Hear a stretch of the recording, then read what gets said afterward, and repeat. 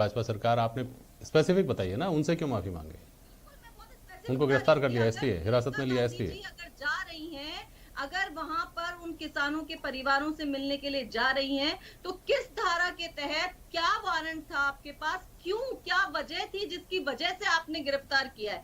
किस वजह से थी कि आपने उनको हिरासत में रख दिया, नजरबंद कर दिया? क्या वजह है? हम्म। आप यहाँ पर क्या एक बिल्कुल तानाशाही चल रही है कि जो आपके मन में आएगा वो कर लेंगे? क्या कानून का कोई राज नहीं है? और हम्म। अगर कानून का राज है और आपने लोकतंत्र की भावनाओं का अपमान किया है, तो फिर माफी मांगने में कहाँ दिक्कत है? चलिए, हमें नहीं समझ मांगनी चाहिए। अगर लोकतंत्र में चलिए, कई मैं कई सवाल करूंगा प्रशासन के आपसे, माध्यम लेकिन से राखी अगर कोई राठौड़ पहले गलती आपकी हुई बात है का जवाब देना तो चाह रही उससे हैं। बोलिए माफी राखी मांगनी राठौड़, बोलिए। चाहिए।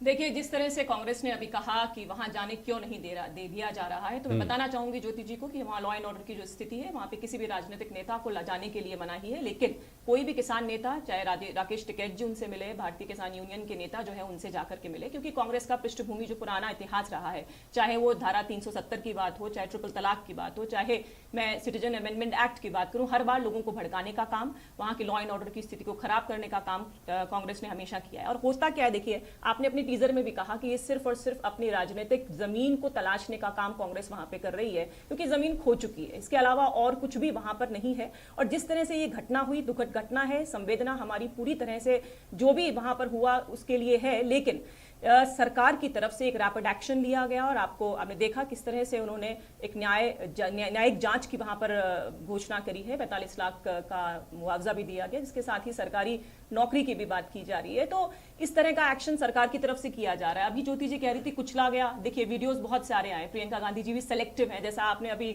अपने हेडिंग में भी कहा कि सिलेक्टिव इन द सेंस कि बहुत सारे वीडियोस सामने हैं, 8 से 10 वीडियोस हैं, उनका एक बार परीक्षण हो जाए, पुलिस इन्वेस्टिगेशन कर ले, तब उसकी रिजल्ट पे हमें आना चाहिए।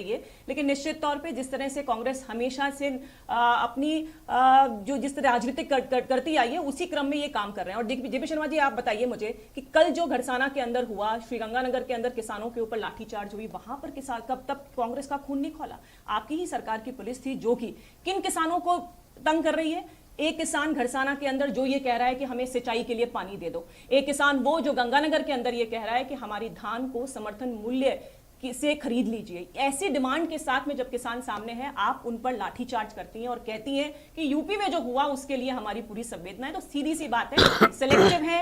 जहां आपको लगता है हमें राजनीतिक जमीन तलाशनी है, हमने गिद्ध राजनीति करनी है, वहां जाकर के आप लोग राजनीति करते हैं। इसके अलावा किसानों के कामों से, उनके प्रोग्रेस से या उनकी अच्छी चीज के लिए, उनके अच्छे भविष्य के लिए आपका इससे कोई लेना देना नहीं है। राखी जी, जी, आप क्यों कांग्रेस की इतनी चिंता करती हैं? जब आप ये कहती हैं कि कांग्रेस मुक्त होता जा रहा है भारत, जब आप इस बात पर खुश होते हैं कि पूरे उत्तर प्रदेश में एक सीट केवल सोनिया गांधी की कांग्रेस ने जीती है, जब आप इस बात पर संतोष जताते हैं कि साहब 52 में से 6 सीटें ऐसी हैं जहां हमारे हैं, बाकी सब जगह तो दूसरी पार्टियों से लड़ाई है कांग्रेस की, तो ऐसी स्थिति में आपको इस बात का इतना डर क्यों है कि प्रियंका गांधी अगर वहां पहुंच जाती हैं तो बहुत बड़ी जमीन आपकी हथिया लेंगी? देखिए, कुछ नहीं होगा, जनता देख रही है। क्योंकि देखिए जिस तरह से सिलेक्टिव है, फिर ये तोहमत क्यों स्वीकार करती है पार्टी? उनको ऐसा लगता है, एक्चुअली ये सिर्फ उनको ऐसा लगता है कि अगर वो जाएंगी वहां पे लोगों से मिलेंगी तो कोई हमारी राजनीतिक जमीन क्रिएट कर पाएंगे। लेकिन ऐसा होगा नहीं, क्योंकि इन मीन 3 साढ़े 3 जो अपने सीएम्स को आज बुला करके उन्होंने वहां पे काम किया है। मैं पूछना चाहती हूँ कि छत्तीसगढ़ के अंदर बस्तर में जब आदिवासियों पे अटैक हुआ, वहां पे 3 आदिवासी मरे, तब प्रियंका गांधी को घड़ियाली आंसू बहाने उनके पास नहीं गई। तब वहां के सीएम जो आज एयरपोर्ट पे ऊपर बैठे थे, जाकर के उन्होंने नहीं कहा उनसे कि क्यों ऐसा हुआ कि वहां की पुलिस ने वहां के आदिवासियों पे, वहां के दलितों पे अत्याचार किया, तब नहीं हुआ। तो ये सब जनता देख रही है। इसलिए अगर ये सोचते हैं कांग्रेसी कि हम लोग कोई ना कोई जमीन तलाश लेंगे, तो ये मुगालता है, ये इनका इसके आगे कुछ भी नहीं है। लेकिन लॉ एंड ऑर्डर की स्थिति है, बाकी नेताओं ने जिस तरह से वहां के पुलिस प्रशासन की बात मानी है, कांग्रेस को भी उस बात को मानना चाहिए। देखिए, सेलेक्टिव होने के आरोप दो तरह से लगते हैं ज्योति खंडेलवाल जी।